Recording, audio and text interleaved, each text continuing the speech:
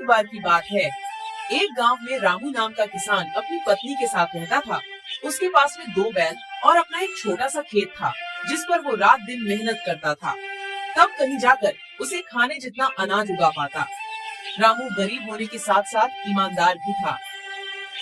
रामू की पत्नी हमेशा अपने भाग्य को कोसती रहती। न जाने किस जन्म के पाप भोगने पड़ रहे हैं, जो इतनी गरीबी उठानी पड़ रही है।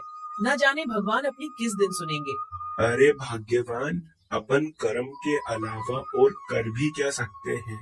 देना नहीं देना ये सब तो ऊपर वाले के हाथ में है। अपने सोचने से क्या होगा? कह तो तुम सही रहे हो, मगर 2 साल से अपने गांव में ठीक से बारिश नहीं होने के कारण फसल खराब हो रही है। गांव में बाकी किसानों के पास तो गाय भैंस है, जिससे उनका तो गुजारा चल जाता है, मगर अपने पास तो केवल एक छोटे से खेत के अलावा कुछ भी नहीं है। और बारिश नहीं होने के कारण उस खेत में भी फसल नहीं होती। पता नहीं इस बार भी क्या होगा। हाँ, ये बात तो तुम सही कह रही हो। पिछले 2 साल से ठीक से बारिश नहीं होने के कारण फसल बर्बाद हो रही है और अब तो कुएं भी सूखने लगे हैं। उनमें भी पानी अब कम बचा है। पता नहीं इस बार खेती में क्या होगा। ये तो ऊपर वाला ही जाने। चलो भाग्यवान, अब मैं चलता हूँ। रामू रोज की तरह अपने दोनों बैलों को लेकर अपने खेत की ओर निकल पड़ता है। रामू भले ही गरीब था, मगर बहुत ईमानदार था। वो दूसरों का भला ज्यादा सोचता था और वो हमेशा अच्छे कर्म करने की समझ रखता था। और फिर रामू खेत पर पहुंचकर खेत पर मेहनत और लगन से काम करने लगता है।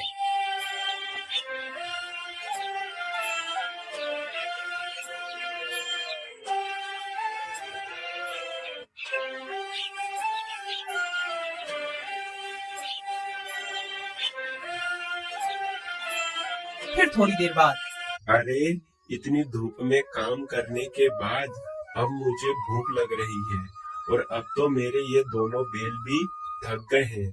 एक काम करता हूँ, मैंने अपने आधे खेत की तो जुताई कर ली है और आधे खेत की जुताई अब मैं कल कर लूंगा। मेरे ये बेचारे बैल भी थक गए हैं। चलो चलो, अब अपन घर चलते हैं। रामू खुद से ज्यादा अपने बैलों का ख्याल रखता था। वह अपने बैलों से ज्यादा काम नहीं करवाता और रामू अपने घर पहुंच जाता। अरे ओ भाग्यवान, भाग्यवान, भाग्यवान, आज धूप में काम करते करते मुझे बहुत तेज भूख लग रही है। जाओ जाओ, तुम घर में जो कुछ भी है वो फटाफट से लेकर आओ। जब तक मैं अपने दोनों बैलों को चारा डालकर आता हूँ, जब तक तुम खाना परसो। इतने ही बीच में उन्हें एक आवाज सुनाई देती है। ये किसकी आवाज है? वह दोनों बाहर निकलकर देखते हैं तो एक साधु महाराज उनके घर के बाहर भिक्षा मांगने के लिए खड़े होते हैं। जो कुछ भी घर में हो, चावल, गेहूं, बाजरा, दाल, वो मुझे दे दो बेटा। अरे साधु महाराज, हम सब पहले से ही इतने गरीब हैं। हम जैसे तैसे करके अपना जीवन गुजार रहे हैं। ऐसे में हम तुम्हें कहाँ से दान दें? गरीब किसान की स्थिति देखकर बाबा जी समझ चुके थे और बोले, कोई बात नहीं बेटा, कोई बात नहीं। ठीक है बेटा, अब मैं चलता हूँ।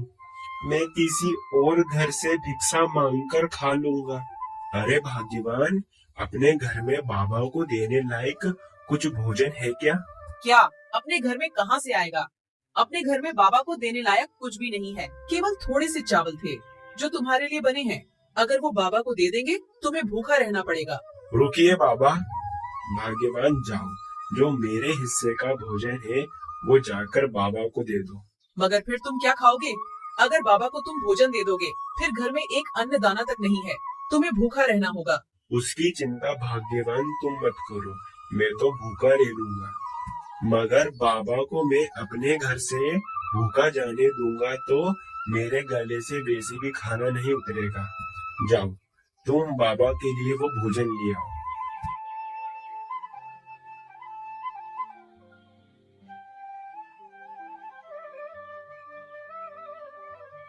रामू की पत्नी रामू की बात के अनुसार रामू के हिस्से का खाना बाबा को दे देती है। धन्यवाद बेटा, धन्यवाद। भले ही तेरे अभी बुरे दिन चल रहे हैं, मगर ऊपर वाला सब देख रहा है। वो तेरी एक दिन अवश्य सुनेगा बेटा, धीरज रख।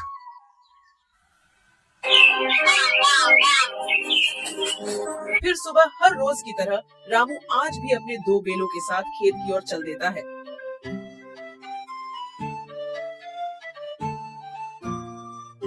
अपने खेत की जुताई कर ही रहा था तो फिर इतने में एक अमीर व्यक्ति रामू के खेत के किनारे से गुजर रहा था और रामू के पास आकर कहता है, अरे भाई, यहाँ आसपास कहीं पानी है क्या?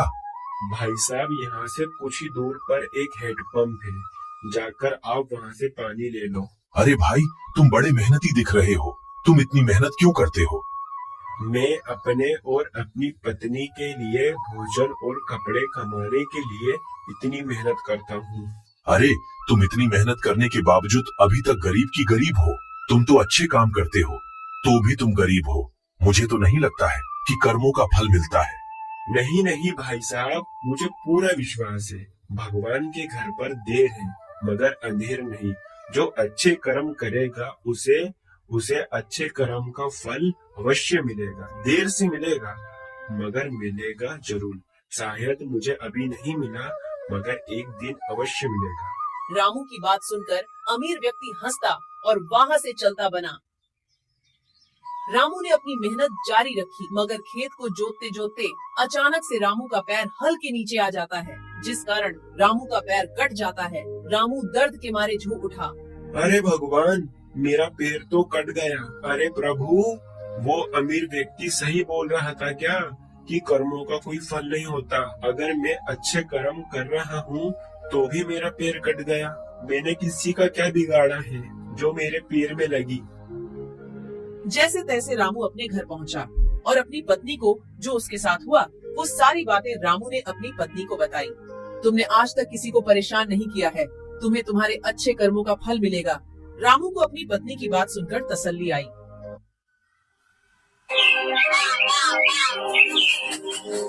फिर अगले दिन रामू जख्मी होने के बाद भी अपने दोनों बैलों को खेत की ओर ले जाता है।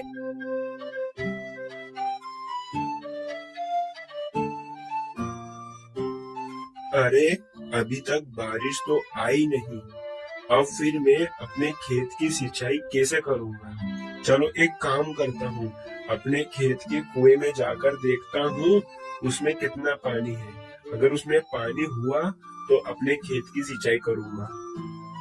अपने खेत के कुएं के पास में जाता है मगर कुएं में एक बूंद भी पानी नहीं था। कुआं पूरा सूखा पड़ा था। अरे मेरा खेत का कुआं तो पूरी तरह से सूख गया। अरे भगवान, ये कैसी परीक्षा ले रहे हो? घर में अन्न का एक दाना नहीं और अब तो मेरा कुआं भी सूख गया है। इस बार खेती में कैसे करूँगा भगवान? एक काम करता हूँ, मैं अपने कुएं के अंदर जाकर खुदाई करता हूँ। अगर पानी निकल जाए, हे भगवान कृपा करना प्रभु। इतना कहकर रामू कुएं के अंदर उतरकर खुदाई शुरू करता है।